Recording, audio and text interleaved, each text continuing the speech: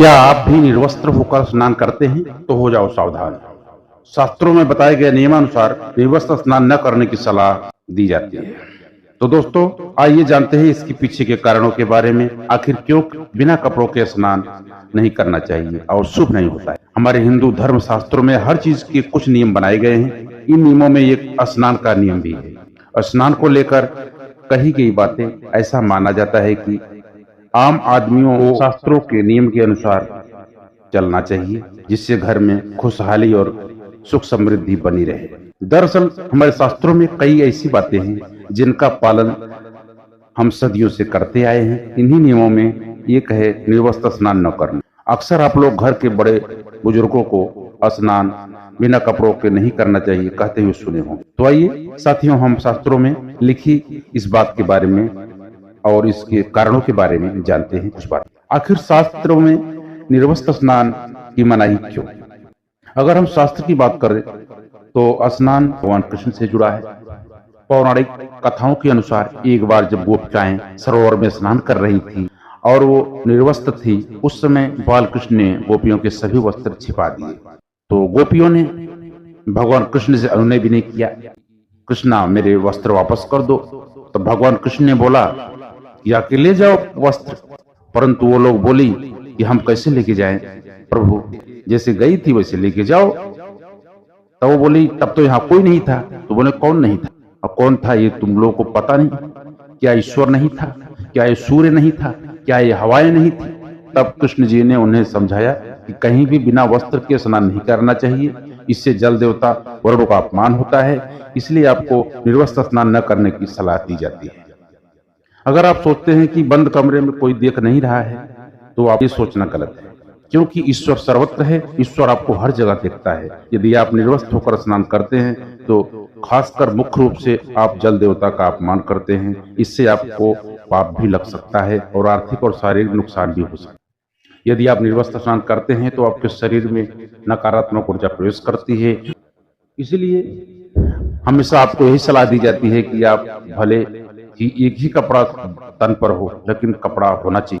कपड़ों के बिना स्नान नहीं करना चाहिए, यही आपके लिए बेहतर होगा। निर्वस्त्र स्नान से शरीर में नकारात्मक ऊर्जा शरीर में प्रवेश करती है और सकारात्मक ऊर्जा निकल जाती है। तो इसका प्रभाव आपके शरीर के साथ मन मस्तिष्क पर भी होता है दोस्तों। तो गरुड़ पुराण के अनुसार जब आप स्नान करते हैं तब आपके पितर यानी मृत पूर्वज आपके आसपास मौजूद होते हैं। यदि आप निर्वस्त्र होकर स्नान करते हैं तो आपको पितृदोष लग सकता है। ऐसे स्नान करने से आपके पितरों को तृप्ति नहीं मिलती है और ये घर में बन सकता है तकलीफ का कारण। और वस्त्रों से गिरने वाले जल को ही हमारे पितर जो है ग्रहण करते हैं, जिनसे उनकी तृप्ति होती है। निर्वस्त्र स्नान करने से पितर अतृप्त होकर नाराज हो जाते हैं, जिससे व्यक्तियों का तेज बल और धन और सुख नष्ट हो जाता है। इसलिए कभी भी निर्वस्त्र होकर स्नान नहीं करना चाहिए। पद्म पुराण के अनुसार नहाने वाले पानी पूर्वजों के हिस्से जाता है और निर्वस्त्र होकर नहाने से इसी पितरों के समक्ष बिना कपड़ों के नहाना माना जाता है। तो शास्त्रों में ऐसी मान्यता है कि यदि कोई निर्वस्त्र स्नान करता है तो माता लक्ष्मी उससे रूठ सकती है। इससे आपकी कुंडली में धन हानि के योग बन सकते हैं और आपकी आर्थिक स्थिति खराब हो सकती है। ऐसी बातें हैं जो स्नान को लेकर हैं, जिसे करने से आपको पुण्य की प्राप्ति होगी। वो बहुत ही मुख्य बातें हैं, आपको जानना बहुत जरूरी है। आप लोग बने रहे, कहीं मत जाइए दोस्तों, अभी हम बताने वाले हैं। तो नित्य कर्म के दौरान 12 बातों का ध्यान रखा जाए। तो आज प्यारे साथियों, हमारे मोटिवेशनल आरके ब्लॉग्स चैनल में आप सभी का बहुत बहुत स्वागत है। तो हमारे चैनल में जो आप लोग नए मेहमान बंधु बरकर आए हैं, आप लोग हमारे चैनल को सब्सक्राइब करके बेल आइकन को प्रेस कर देना दोस्तों। और बेल आइकन प्रेस करेंगे, घंटी का बटन दबा देंगे तो हमारा नोटिफिकेशन आपको हमेशा मिलता रहेगा। और ऐसे ही हम शास्त्र पुराण की बातें करते हैं और अब आपको अभी हम 12 आध्यात्मिकता से ज्यादा लाभ पाया जा सकता है। शुद्ध होकर स्नान करने के बाद पूजा पाठ तथा अन्य सारे काम करने के योग्य बनता है आदमी। सुबह ही स्नान कर लेना चाहिए। शास्त्रों में कहा गया है, 12 बातें आप लोगों को बता रहा हूं जो बहुत ही मुख्य है, जिसको जानना आपको बेहद जरूरी है। इसको जानने के बाद आप सब पापों से बच जाएंगे। पहला है, स्नान करने के बाद पूजा पाठ तथा अन्य सारे काम करने के योग्य बनते हैं। सुबह ही स्नान कर लेना चाहिए। दूसरा बात, शास्त्रों में कहा गया है कि स्नान करने के इन 10 गुणों की प्राप्ति होती है, जैसे रूप, तेज, बल, पवित्रता, आयु, आरोग्य, तप, निर्लोकता व मेधा।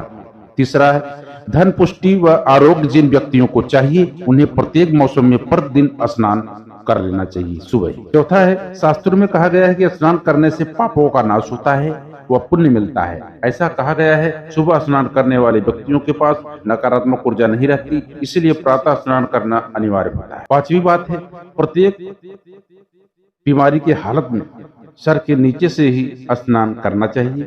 इस समय गीले कपड़े से शरीर को पोंछ लेना एक तरह से स्नान ही माना गया है। छठा है सुबह की लालिमा होने से पहले स्नान कर लेना चाहिए, यह श्रेष्ठ माना गया है। और सातवां है तेल लगाकर या मल कर नदी में नहाना अनुचित माना गया है। इसकी जगह नदी से बाहर निकलकर तट पर ही शरीर को साफ करके नदी में जाना चाहिए।